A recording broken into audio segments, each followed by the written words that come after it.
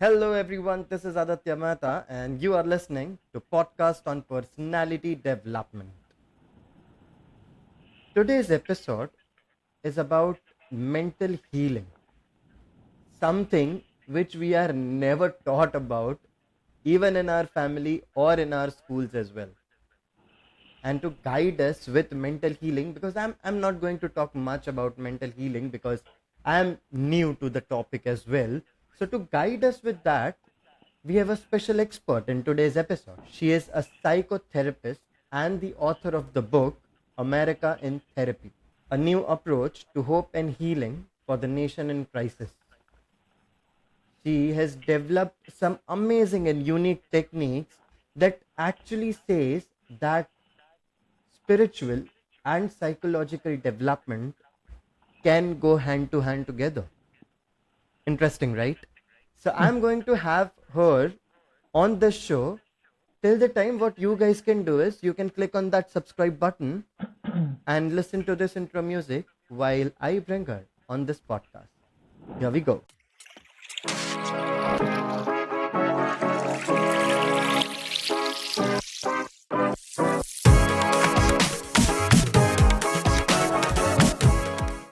Hey Phyllis, how are you doing today? I'm doing great. Thank you so much for having me on your show today. The pleasure is all mine, okay? And the pleasure is all, who are listening to you. It is just a pleasure listening to you. And you have achieved a lot in the area of psychological and spiritual development that when I posted about you on the community, people were very eager to listen to you.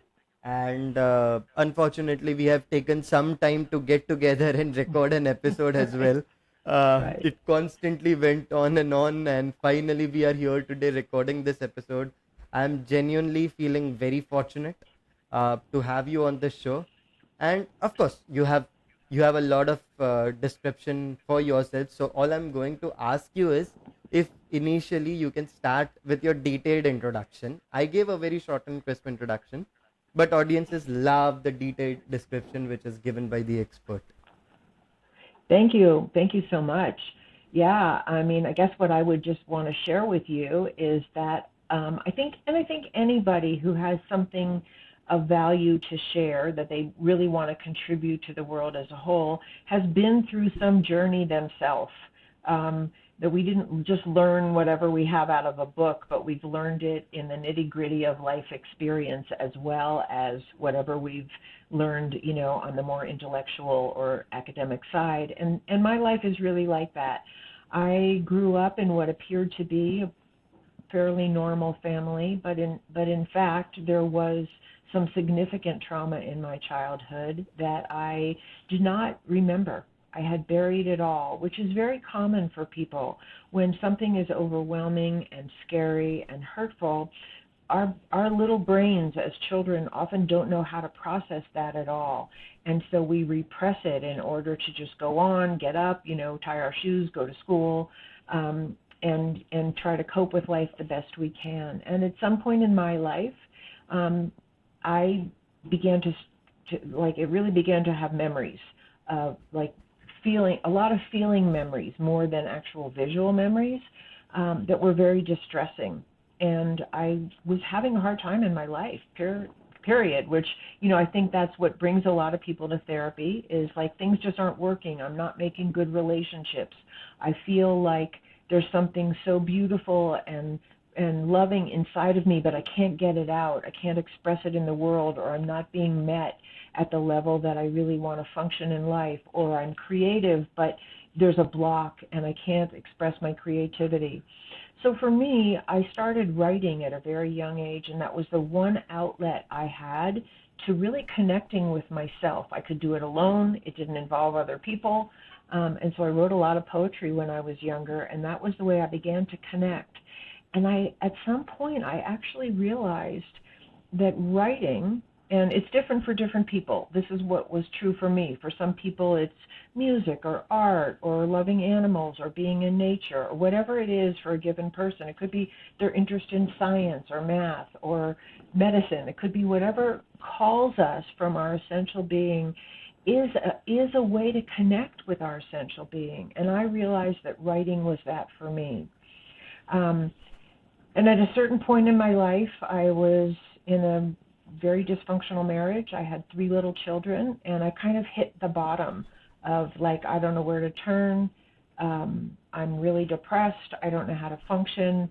And I went to therapy. And I began to remember the traumas that happened to me in my childhood. And in remembering, I began to heal because I was no longer a mystery to myself. I understood that the pain I felt and some of the ways that I felt really blocked in my life were not signs that I was flawed or that anything was wrong with me. They were signs that something hurtful had happened to me that I was doing my best to cope with. And I think that's true for many people. And we cope in different ways. You know, I coped by turning inward and being a really good student and being a good girl. Some people cope by being angry and lashing out, or becoming addicted, or becoming people pleasers, or becoming workaholics, or having, obsessive thoughts that they're trying to manage. Turn off the stove 20 times to feel safe, whatever it is. We all have our way of doing that. And when I went to therapy, I uncovered enough of what had happened to me to make sense of myself and to release some of that pressure from inside that I was holding down so tightly in order to survive.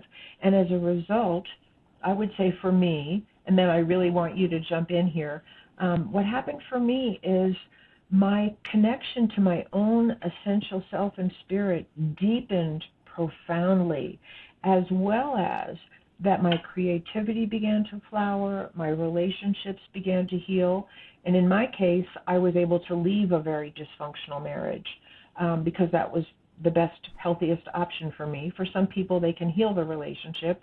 For me, that wasn't a possibility. And I went on to have a very profound spiritual connection. And that kind of merged with my psychological understanding. And I became a psychotherapist. And the first 2 books that I wrote, A Light in the Darkness and Into the Fire, are all about the beginning of that spiritual journey that came out of psychological and emotional healing. And then this latest book is really trying to bring that psychological healing. For me, it's to America because that's where I live. But the things that I'm talking about apply to any country, anywhere.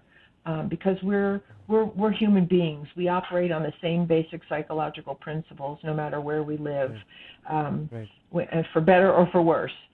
So, Mm. and so my creativity flowered. I was able to remarry into a healthy relationship, and my life completely changed. Is it perfect? No.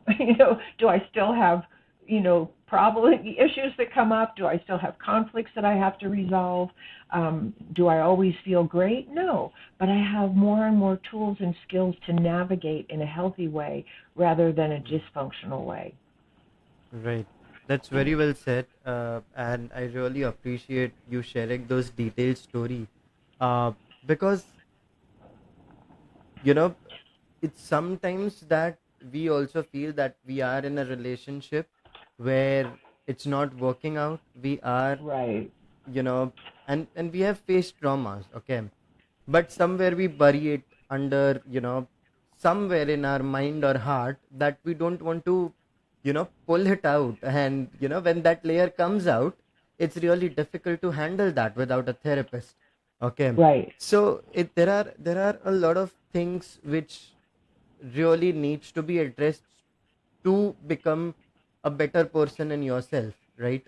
And I really appreciate you sharing all those things.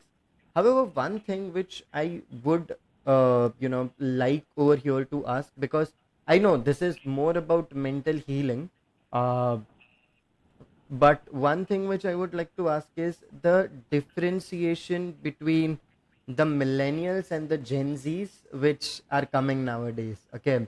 Because millennials, I would say the 90s kids or even, 85 kids, okay, when they grew up, these were there was not much awareness about mental wellness or mental health awareness. There wasn't much about it, and so all the people actually buried everything deep inside, and they have not shared a lot of things. And now, when the Gen Z, who has access to the latest news, they have latest awareness about mental health and mental well-being. Okay, it's moreover like they are, whenever a smaller thing appears, they feel that they are depressed. Ideally they are not, or maybe they are. Okay, it's a completely two different scenarios over here. But the point is, from being into the era where there was no mental health awareness, to the era where even a tiniest thing turns out that it needs to be consulted with the therapy. How this change has occurred, and how do you think that in the world of Gen Z's, okay, how Gen Z's are going to deal with it? Is it good to depend a lot on therapists? I know you are a therapist, and but I genuinely had that question. Do you feel that for even smaller things we need to get be dependent on therapists, or sometimes it's okay to fight it in our own way? What do you think about it? Well, I think it's all in everything. It's both and, because I think there is no one answer to every issue that human beings have at all. And one of the reasons why I wrote the book America in Therapy is because, over years and years of working with individuals and couples and families and children, um, and in the world of psychology today, we look at family systems. We know that people are not islands. You don't just get born a murderer or someone who's exploitive and is going to rob a bank, or you don't get born someone who's going to commit incest. We're all born very pure, essential little infants. And then something happens to us in our conditioning, from the people around us, from the values around us, from the communities around us, from gender expectations, from economic, privilege or deprivation, from the politics we grow up in. We are conditioned by all these things to have certain beliefs about ourselves, about what's appropriate behavior, about what are the rewards and consequences for different behaviors, what's expected of us, and in particular, how we're supposed to deal with conflict, which is really the big one. Because we, as human beings, we're all unique and individual, and we have different ideas, we have different nature, we have different nurture, and we're never going to agree on everything, nor is that necessarily the goal. The goal is that we know how to work out our differences in peace and love and cooperation, for our own benefit, for the benefit of our children, and for the benefit of the people in the world around us. So I'm looking at the microcosm of the individual and the macrocosm of the largest family systems that we all live in, which are not just our individual family, but our communities, our governments, our churches, our places of education, our businesses, all of it. So going back to your original question, I grew up in a time where no one talked about psychology. No one Right. talked about internal dynamics, family dynamics, cultural dynamics. No one talked about wounding. We just all had these expectations that we were supposed to succeed. And succeeding meant you had a husband or a wife and two children and a white picket fence, and you made a good income, and you had a respected career. That was Right. success, Right. and the world has changed so dramatically, so dramatically.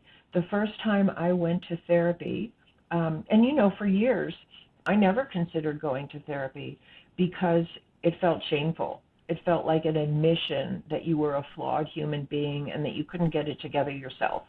And Mm. in the best of all worlds, today we know that that's not true. We know that when people are hurt by other people, they need help from other people. We don't all get it. The answer is not always in therapy, but therapy is a wonderful tool for those who have access to it and can afford it, or depend on what your resources are. Um, Right. it's a wonderful tool to really go down into the wounds that you suffered, that you need to heal. Because let me just say, so if for the Gen Zs, if that's more of an accepted modality for healing, great if you have access to it. And I Mm, can't say that enough, because we really, really need help from other people, and it's not shameful. No one is ashamed to go to the computer technician to fix their computer when they can't fix mm, it themselves. No mm, one's ashamed to go to the car mechanic when their engine fails. But somehow we have shame about asking for help for our emotional and mental needs and well-being. And that's mm. really very, very tragic. And Right. and I think that's slowly changing. But the other big thing I want to say, and I have a whole book, so sometimes my mind races way ahead of me. But the other big thing I want to say is that our conditioning now comes from the entire world, with access to social media in particular, and our world involvement, Mm, and the consequences of one nation's actions on the entire world around them, that is either represented accurately or misrepresented in the news media and social media. We are all inundated every day with the mass mm, of dysfunction and hurtful things that are going on in the world, and less so, I think, which is also tragic, with the good things that are going on in the world, because there are amazing people doing incredible things in the world today that are wonderful role models that we could all learn from and be inspired by. But with the inundation of social media and so much dissemination of discrimination and injustice, and who do we going to have a war with next, and our collective inability to even see navigating conflict peacefully as a goal, I think it has caused a lot of depression and hopelessness in a lot of young people. And so the healing has to take place both on an individual family level and on a collective level at the same time. And mm. so that's really why I wrote my book, because I feel like we need to look at the relationship between the microcosm of the individual and the individual family, and the macrocosm of our larger communities and governments and the whole global culture that we are being bombarded with. Right. That's very well said. The reason why I asked this question was very simple. That it's okay, okay, to go to the therapist, because we have that tool. And I think a wonderful analogy that you give about going to a computer technician, okay, that was a Mm-hmm. really great analogy, and I love it. And so audience, it's fine to go to a therapist. I go to one, so I can completely say that it's fine to go to a therapist and talk about things, okay, and I'm sure it's gonna help you a lot, okay. But like when you go to a gym, it is going to Right. make your muscle pain. It is going to give you little more hardships than the regular ones, but in the long term it is going to make your body fit, right? Right. So in the initial phase, when you go to a therapist, you are going to experience certain things, but that is just for a short period of time, right? And later on, it's all for your own good. So yeah, please go to the therapist, and I cannot emphasize enough on that. However, coming back to you, Phyllis, um, so about mental healing, you see that most of the times, okay, people who don't go to the therapy because, let's say, there are financial issues that people face as well, okay, it's really tough to go to a therapist, okay, and especially have that kind of money to spend, like, I don't know what's the price in America, but over here it's like 1500, 2000 rupees per session, okay. So Mm-hmm. most Mm-hmm. of the people don't see it as an investment for their own well-being, and most of them, they don't have it as well, okay. Right. So it's really difficult to go to a therapist in India, especially, okay. Might be Mm-hmm. in United Mm-hmm. States, I don't know whether it's easy to access them or not. I don't have any idea about it. But you see that there is always a problem with financial part as well. Right. And especially the older generation, older than Gen Z's, I would say, like, they they don't even feel like going to a therapist. They feel that they are strong enough to deal with the problems which they have, and they try to solve it by hook or by crook by themselves only. Okay. Mhm. So, and that could be anything. Okay. So, let's say someone has lost a friend. Okay. Someone might have, gone through a childhood trauma. Someone might have, lost a job. Okay. Someone might have been emotionally or physically abused. Okay. Or sexually abused. So all these things come together, and sometimes a human being is not sure on, how to heal themselves. Yeah. They Yeah. feel that they have healed themselves, okay, most of the times, because they are like, okay, I just need 1 week and then I'll be back in my form, and all these things happens. But ultimately it's the other way around. They have actually buried that trauma deep inside them, and they are just going with the flow. So what would you like to say to those people? Well, to people who don't have access to just going to a therapist and really diving in, what I would say is, and that's true for many, many people, of course. There's so many resources besides therapy. I mean, I do think therapy is amazing if it's good. If you have a good therapist with good skills and a good understanding of individual and family dynamics, it's an invaluable resource. But there are many, many books that you can read, that you can get out of the library or access online, on both on healing principles and healing techniques, on individual people's stories that can be inspiring about how they overcame some of the difficulties or traumas in their own life and what they resourced. And often for people with stories like that, they had one person who supported them. It doesn't have to be a therapist. It could be someone who believes in you, someone who sees you for your essential worth and beauty, someone who cares for you, someone who offers you an opportunity to, attend a school or take a class or learn, to play your instrument or whatever it is. So really seeking out people who are supportive is a very helpful tool. And again, educating yourself. There's so much out there. That's one of the beauties of social media and of the internet and technology today, is that we have access to so much information and so many people's personal stories. And the other thing I would say is, because this is one of the things that I see happens for people, and certainly happened for me in my own healing journey, is I came to really trust what I loved. I love nature. I love children. I love people. I love writing. I love learning. And at one point I did a lot of painting. I don't do so much of it right now because I'm so invested in writing, but it was a great source of joy and healing for me. So if you just follow what your deepest connection to your intuitive and essential self is directing you to, that can also be profoundly healing. Hmm.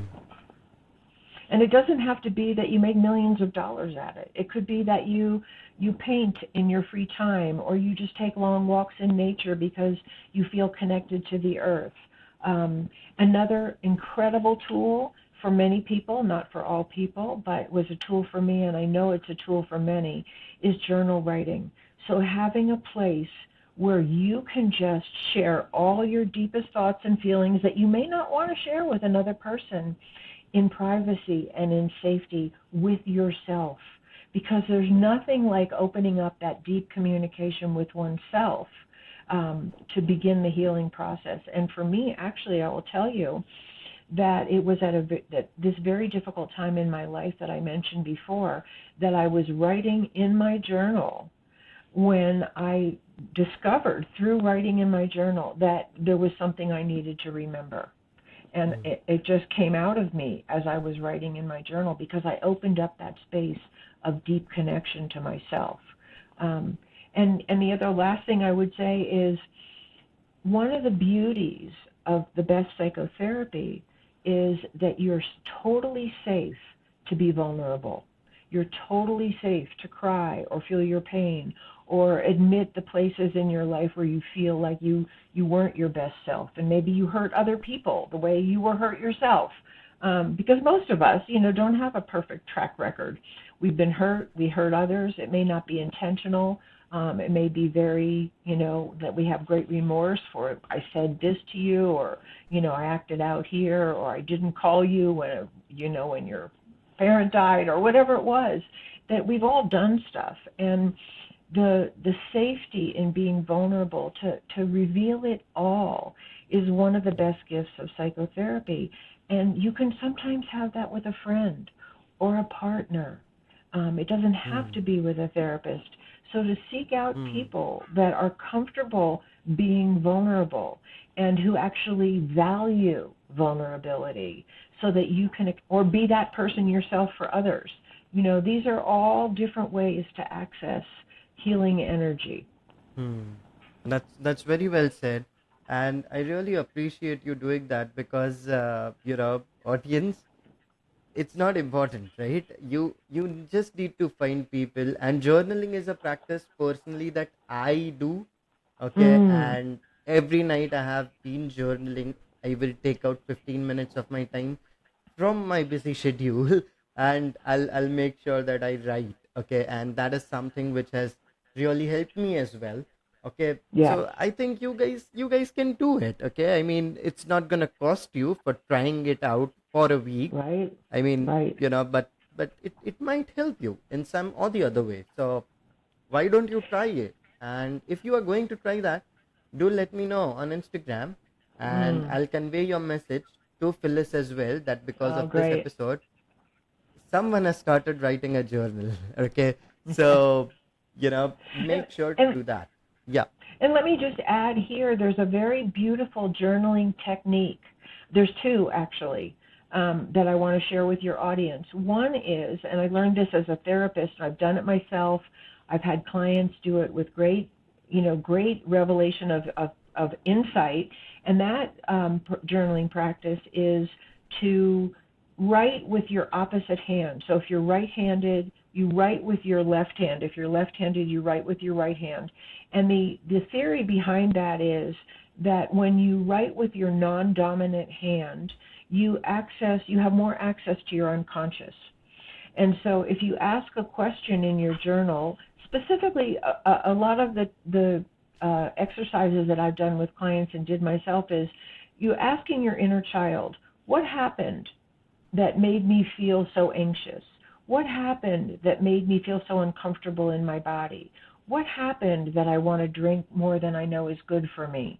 And then you write the answer with your non-dominant hand. And I can tell you the things that people have, you have to do it slower, right? Because we don't write well with our non-dominant hand. Yeah. So it slows down the process. It taps into your unconscious, and inevitably people will come up with a memory they didn't remember, or an association with something that was not in their conscious mind now, and they learn things about themselves. That's an amazing technique. It's also great to do it if you have someone you can share it with. This is what I learned. I can't overestimate the value of sharing with other people who are safe. The other technique is, and this was the beginning actually of profound spiritual connection for me, was you write a question like, why do I have so much anxiety? Or why do I feel so blocked in my creativity? Or I know I have a lot of love inside of me, but it's not coming out in a way that really feels enriching and sustainable for me. And then you listen inside as if your highest self, your most essential self, your soul, God, whatever you call it, because different people call it different things, is answering you. And you just listen. What would Spirit say to me now in answer to this question? And the best way to do that writing technique is to write down whatever you hear without editing it. Don't let your conscious mind in. Just write down what you hear, and it can start a flow of really tapping into your deepest wisdom. And for me, whatever route you take, whether it's psychotherapy and you go to a therapist, maybe it's meditation, maybe it's following a spiritual practice, maybe it's just being in the church of nature under the trees, but whatever you're called to follow in terms of healing on that level, and it could be this writing practice, we all have, and I totally believe this, we all have the wisdom and the guidance we need within us. And so whether you go to a therapist or you go to a spiritual master or you do some other practice, for me, the best gift of that is that you eventually get in touch with your own inner wisdom and guidance. That's such a great technique. I mean, this is something which is new for me as well, and I'm definitely going to try these two techniques for sure. One, writing with your non-dominant hand, and the second one is asking a question. I believe these two are amazing techniques, and I'm going to try that myself for sure. Great, And great. I'm going to tell you, Phyllis, once I do that, what am I Yay, feeling. Okay, yay. and I'm going to take some of the free session of yours as well, because I just Right. started it, right?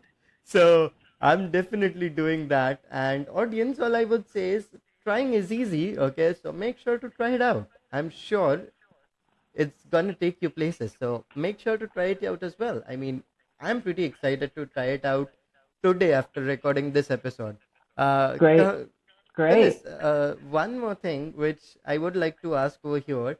You mentioned more and more about writing journals and different techniques which is other than um, writing journals and going through the therapist. So finding that one soul, and sometimes you become one soul as well to listen to other another people. Okay, Right. and recently, when I'm being friends with some people, I am being a good listener. Okay, so there are always people who shares a lot of things with me, Mhm. and I did found out, and I feel personally it has somewhere, you know, happened with me as well, that when you are in a relationship, okay, and in a relationship, a romantic relationship, I would specify that when you are in a romantic relationship, um, and you come to know that what, this relationship it isn't working out, okay, and the other person has given strict instructions that please do not call me, please do not be with me, please don't try to connect with me, and all these things. This is being faced by one of my friend. Okay, I would not take her name, but that's the Mhm. thing which has happened to her. Now what happened over here is, she told me that it is really difficult for me to not talk to him.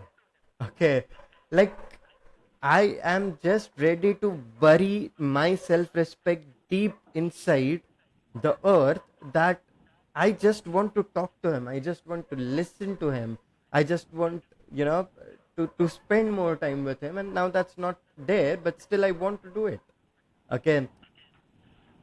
And it is difficult for people, most of the people. And personally, it was difficult for me as well, back in my time. So what would you suggest over here, how people can actually do their mental healing, and how much of a strength and efforts are required to heal that part of the life? Yeah. So you're saying that your friend wants to keep talking to the person who doesn't want to talk to her. Is that correct? Yeah, yeah. Okay. Yeah. Well, I think one of the focuses of good therapy or good healing, let's just say, is I'm going to give it these words. It's called distress tolerance. We have to learn how to tolerate our own distress. And you see that a lot with children, right? Children, they get angry, they have a temper tantrum, they can't tolerate that they didn't get what they want, or they can't stay up later, or they can't eat ice cream before dinner or whatever, and they have a big meltdown, right? And Right. for a good parent, they help their child learn to tolerate their own distress by, it doesn't mean the child can't cry, but they can't throw things, for instance. So maybe they're crying because they're upset, but they're not allowed to throw things or hit people. And and that translates to our adult behavior. I want to call him. I want to talk to him. I don't want to lose the relationship, but he said no. He said no. He made a boundary. He does not want me to approach him or contact him. And as an adult, I need to respect that boundary and learn to tolerate my own distress. Does that mean I won't have distress? No, I have distress. I miss him. I long for him. I wish he loved me, or I wish we'd get back together, or I wish I could just tell him this, or tell him that, or the thing I didn't get to say, or whatever it is. But he said no. He made an appropriate boundary for himself. And I have to tolerate my own distress. So how do I do that? Maybe I share all my pain with somebody else, a good friend. I can just, let it all out and cry and say I miss him, or I wish he still loved me, or whatever it is. Or maybe I go for a long run and I get it out of my body, or I journal about it, like we were just talking. Right. Or I go to therapy and I really explore, what is it in me? What part of it is it in me that can't take a no? Am I the Right. child having the tantrum?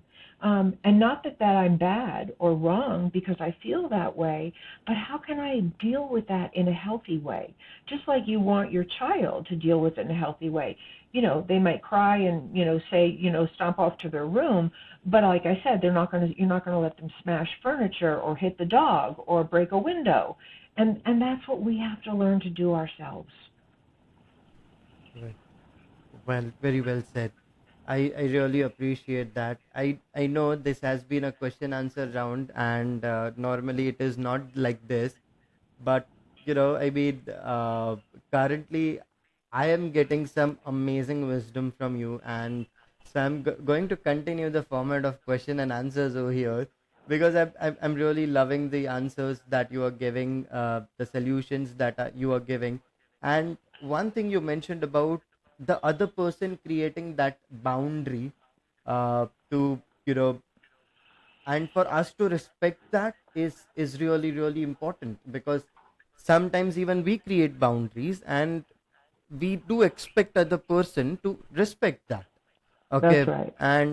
And that is something which is really really amazing. And uh, this is something which definitely helps a lot of people to understand that sometimes yes you are in distress, but there is writing that can help you, journaling can help you, and talking to a friend helps you. Okay, so all these things are quite important. Make sure to do that, guys, especially men. Please do that. Okay. Mm, uh mm, I mm-hmm. know it sounds really really typical of me, because I talk a lot about men, because it's not that I hate women. Okay, it's just that women do that on regular basis, we Right, don't. Okay, right. That's so so true.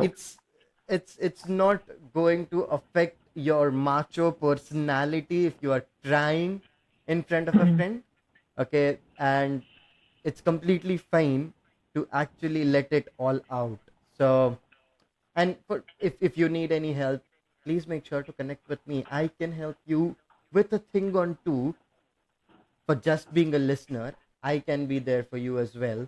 And now we have amazing Phyllis Levitt with us as well. So you can Instagram, you can DM her on Instagram or on LinkedIn.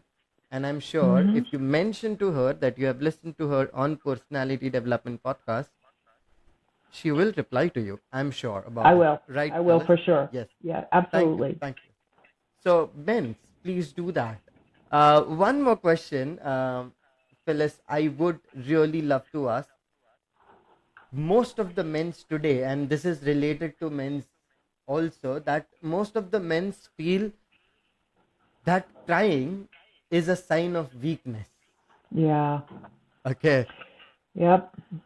And in the process, they do not cry. Okay. And somewhere, because they haven't cried, they haven't processed their emotions, they sort of become this toxic men who tries to dominate women sometimes. Right. Right. It's not in their nature, but it's some unprocessed emotions that just comes out naturally, and they don't even know about what's happening to them.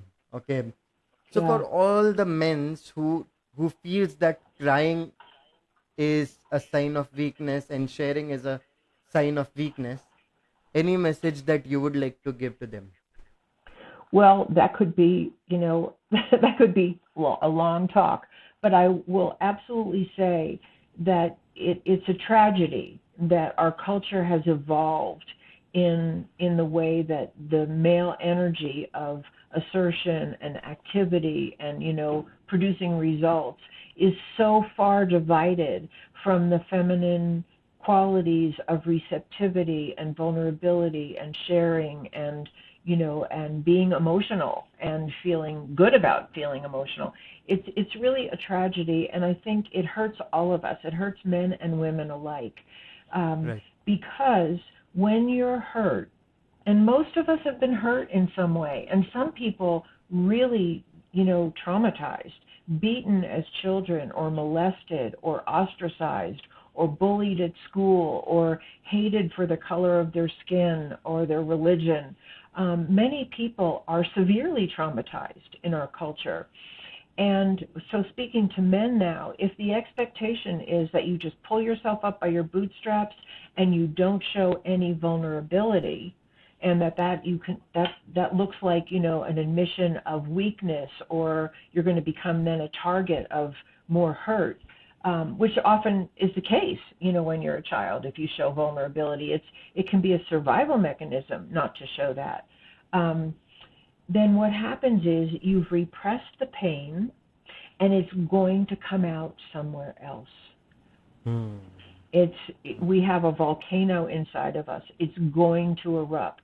And for men, unfortunately, more than women, and it's not black and white, it's always men or always women, but Yeah. speaking to what you're saying as a general issue, for men, it most often comes out as rage, because rage doesn't feel vulnerable. And then you're dominating, you're hurting other people the way you were hurt in some way, and the cycle continues. And so, what I always say, and we know this as psychotherapists, but it's not general knowledge, is that it takes actually enormous strength. It takes courage to be vulnerable. It takes courage to cry and feel the pain that you've repressed and that that has come out sideways as rage, as addiction, as, trying to become wealthy at the expense of everybody else. Whatever way that it comes out in some image that you consider acceptable for a man, most likely the pain doesn't go away, and it keeps generating the same symptoms of aggression. It's usually aggression in some way. Sometimes it's sexual aggression, sometimes it's business aggression, sometimes it's just you have to be right and everybody else is wrong and nobody can argue with you. But I just want to share this. There's a beautiful documentary that I saw several years ago, and I'm not sure if I remember the exact title, but it was something like The Masks We Live In or something like that. And in the documentary, there were many interviews of men in prison, men who had committed horrible crimes, murder and rape and, assault and all kinds of things.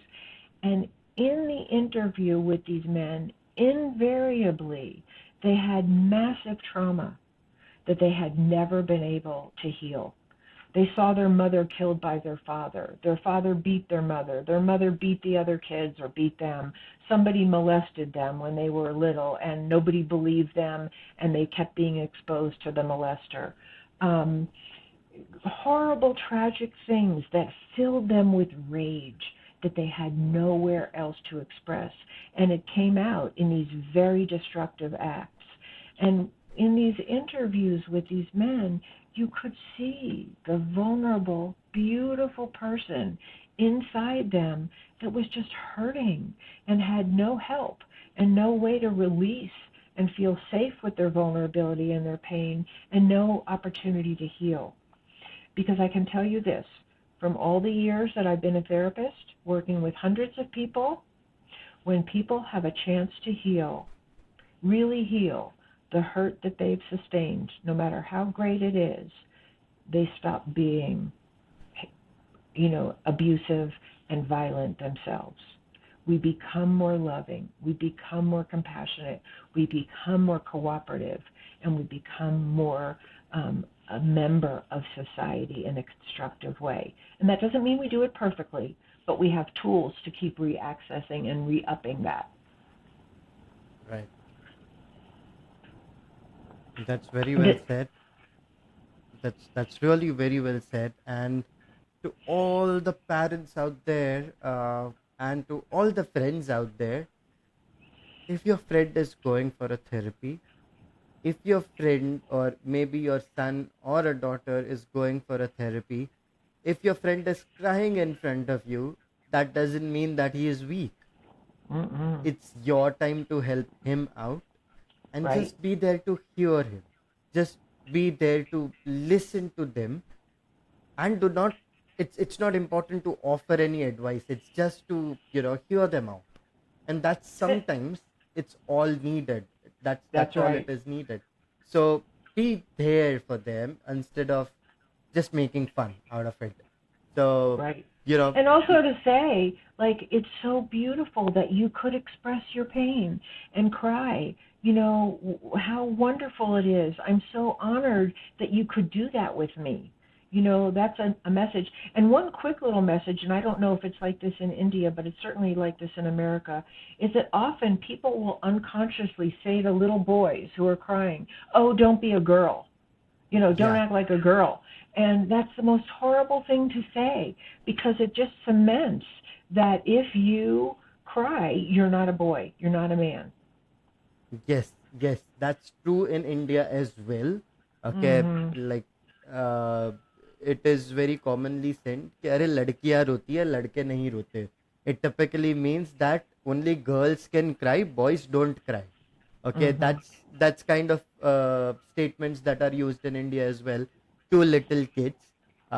So it's certainly the same in India and America, I would say.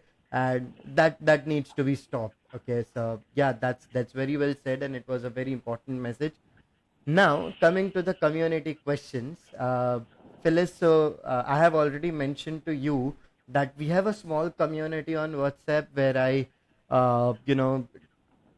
say people about the experts that are going to come on the show, and if they have any questions they can ask that to me, and I'll be the one to ask those questions on behalf of them.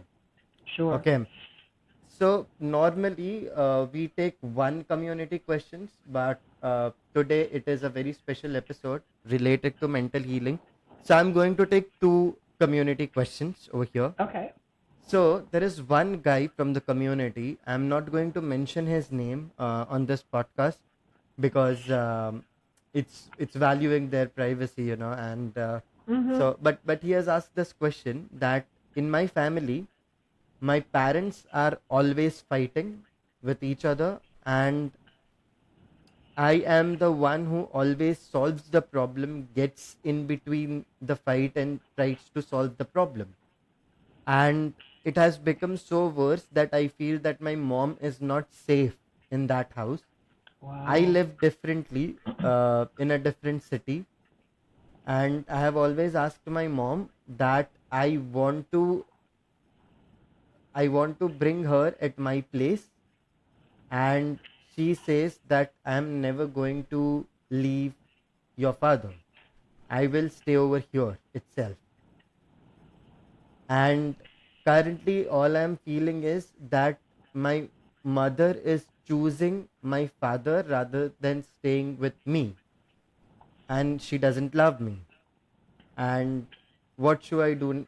What should I do next? Okay. So let me give you a little background over here, Phyllis. In in India, most of the times, especially those marriages that has happened 20, 30, 40 years back, the housewives over here, they deal with their husbands, no matter how they are, okay, how toxic they are or how abusive they are, physically or mentally or by words as well, but they still like to stay with them. It is known as Pativrata Stri. Okay. So a wife who has dedicated her life to her husband. Okay. Now, no matter how he is, it doesn't matter. Okay. So that's the kind of situation which Indian family has, Yeah. and due to which their children suffers. Okay. And I can see this is the similar kind of a case. Okay. So yeah, that's how it is. What would you like Yeah. to say about it? Well, I think that's very difficult because it's a cultural norm to have that kind of relationship. And it seems like not only is it a norm, but maybe it's expected of a wife that she devotes her life to her husband no matter how she's treated. Um, so it may not be possible to actually get his mom to leave. And but here's a couple of things I would say just to your general audience. One is that his mom is so conditioned that that's what's expected of her, that's what she needs to do. Maybe she believes she totally depends on her husband for her well-being, for her livelihood, for her status in the community, whatever it is, that she won't leave no matter what, even if she's being harmed. And that's true in families in other countries and in America as well, not necessarily because it's a cultural norm, but because people have been so conditioned by their own upbringing, by the models of behavior that they've seen as children in their own homes, that that's what they've come to expect. And they haven't found that place inside of them that can say no more. I don't deserve this. I don't want to live this life, and I'm willing to face whatever the consequence is for me of leaving. And for some people, they're just not willing, or they're not able to face that consequence. But the couple of things that I would tell your friend is, it's not about not loving him. It's about not Mm. loving herself. She doesn't know how to love herself in a way that would make her safe. It's not about not loving him. He's trying to stand up for her. And it's wonderful that he supports her to find safety, to leave something that's abusive, and that he is willing to take care of her or help her out in that process. But the fact that she may or may not ever be able to do that is not a reflection, I don't believe, on her feelings for him. I think she's caught in a cultural paradigm that may be too entrenched. But the good news is, and this is really where the good news is, he does not have to continue the legacy of that kind of male-female relationship in his own life. He can teach his children differently. Is he an adult? He's an adult. He is an adult. Yeah. Yeah. He can treat his own wife, if he's married or if he gets married, he can treat his own wife the way that he wishes his father would treat his mother. He can role model for his children a loving, respectful, safe, peace-oriented, conflict-resolving marriage for his children. And that's how ultimately we break this cycle, is we embody something different ourselves. And there's a big expression in the United States. I don't know if you have it here, but it came out of AA, which is Alcoholics Anonymous, which is, we learn to change the things we can, accept the things we can't, and grow the wisdom to know the difference. And he may or may not be able to change what's happening with his mother, but he has the power to change those dynamics in his own life and to speak about them with his peers, and proliferate a different kind of male-female relationship in his own group of people. And that's where his power may lie. That's very well said. Uh, Firstly, thank you for asking this question. I'm not saying your name, but I feel you. Okay, and Yeah. thank you for being brave enough to ask this question. And I'm sure whatever it is, I believe you have got the answer. It's not something which you would have loved to hear, but it is something that you need to hear. So Mhm. Mhm. I would say, if even after this, if you would like to get connected with me, please do. I would love to talk to you about it. And yeah, moving on to the next question. Uh, Can I say one more thing? Can I say one more yeah, thing to yeah, your please, please. person? And that is, you don't have to give up trying to help your mom. You know, what I'm saying is don't, not necessarily that you should be resigned. You can keep advocating for her that she love herself enough to take care of herself, that it causes you suffering to see her be mistreated. You can share. Just, you have to know that she is going to do whatever she's capable of doing, and that it's not your fault if she doesn't protect herself. And it would be sad. And the other quick thing I want to say about that is it's another example of learning distress tolerance. It's very painful to see someone you love be hurt. Very painful. And it's a normal human impulse that you want to protect them and save them and rescue them and help them. And it's because you are a loving, caring human being that you feel this way to your mother, and you're not giving her the message that she should just be devoted to her husband no matter what he does. Um, and at the same time, learning to tolerate your own distress and focus on what you can do. That's wonderfully said. So yeah, I mean, I really hope that you have got your answer. Um, Going on to the next community question.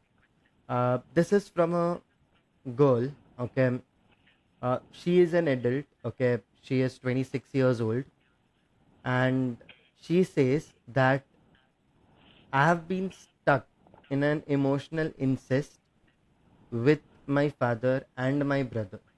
Okay, they spend a lot of time with me, and they talk about a lot of things which I would not like to hear. Okay, Mm. and this is something which affects my relationship with my boyfriend as well. But I don't want to upset my father or my brother, to actually tell them that I don't want to. I don't want you to share these things with me. What should I do over here? Firstly, Phyllis, I would like to I would like you to explain what emotional incest is, just for the audience, because I Yeah. really think most of the people might not know this concept. Right. Yeah, and it's probably a fairly new concept in the world of psychology. So, I didn't grow up with any language like that. These are very new concepts that, as we've worked with more and more people and we've delved into the nitty-gritty of their relationship experiences and dynamics, that we've come to understand what some of these things are. So emotional incest, if you think of incest as sexual incest, it's an invading somebody else's body against their will and against what's good for them. And emotional incest is the same thing on an emotional level, that you're invading someone's emotional space in a way that doesn't serve them, that's not healthy, and that is forced on them. Um, so it's an invasion of a person's emotional life. Emotional incest could be looking like you're demanding that someone tell you the intimate details of their life that they don't want to share. But more often, it looks like oversharing on the part of the person who's emotionally incestuous. Like they're telling you things you don't really want to know. I had a client whose mother would share the sexual details of her relationship with the woman's father. Totally inappropriate. It could be just, a parent crying on the shoulder of a 10-year-old and expecting that 10-year-old to be the one who provides solace and comfort when they're a child and they really, what they need is for the parent to be taking care of them, not to be taking care of their parent. So these are different forms of emotional incest. It's oversharing, it's demanding something that's emotionally inappropriate for the other person. And there's no rule book on what that looks like. For one person, it could be, I don't mind if my mom tells me she's having a hard time with her coworker. For somebody else, it might be like, please don't bring your problems from work to me. Try to resolve them at work. So a person who feels like there's emotional incest going on, let's just say with your friend, with their father or their brother, the work is to find that place in you that can say, I don't want to hear this. I love you. I care about you. I'm sorry that you're going through that, or I know you need to talk about this, but I'm not the right person.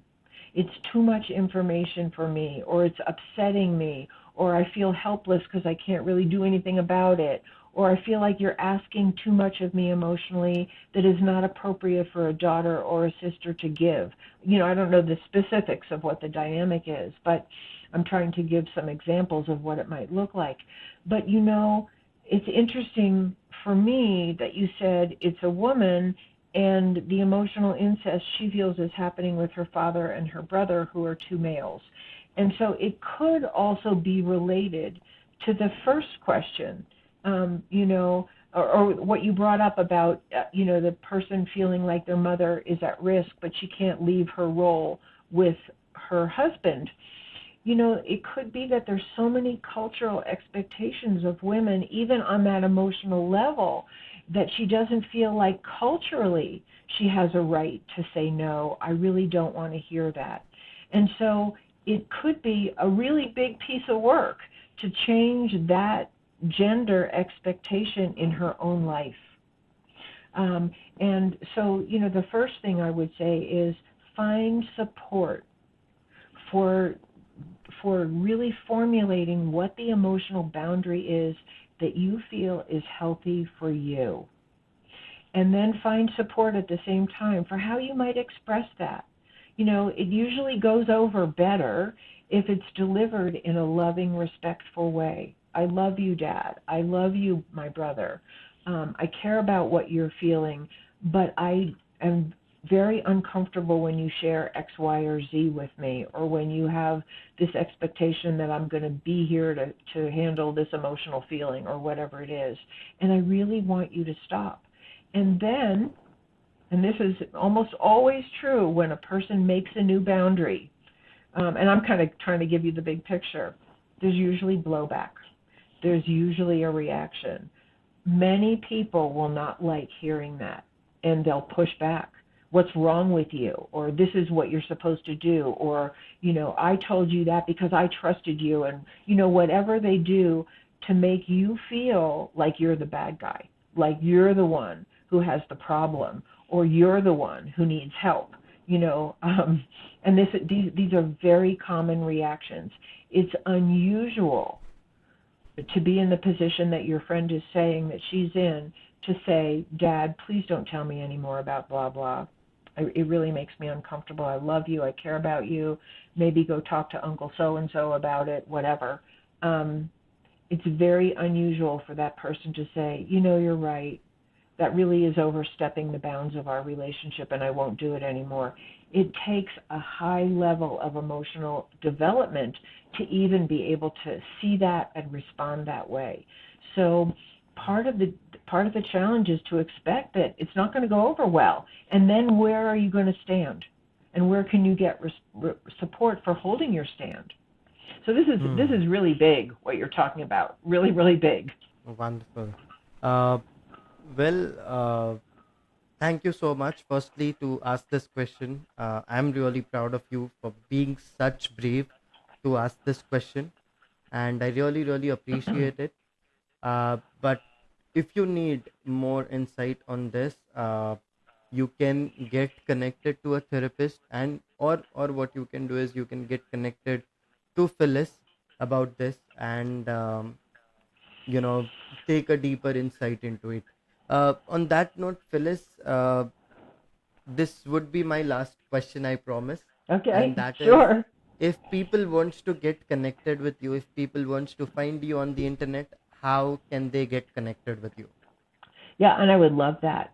So I have a website. That's the best place to connect with me, or it's one of the best. It's my name. It's www.phyllisleviatt.com, and I think you can see it spelled there. And I have lots of interviews on my website. I have more details about what's in my book. I have blogs.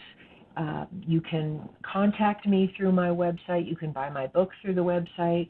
If you contact me, and let me just say this because I so want to share, what I have learned because it's helped me so much.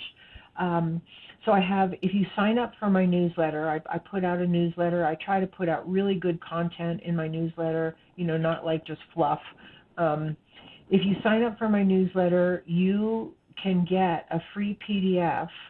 The link is in the newsletter for a free PDF, and it's like a mini course that you can just take in your own life about what I have learned are the best principles of how to resolve conflict in the most positive way that could bring you actually to resolution with another person and maybe reconnection with another person, which I see as the goal of conflict resolution. Because most of us did not grow up with any good role models of what you do when you're in conflict with other people.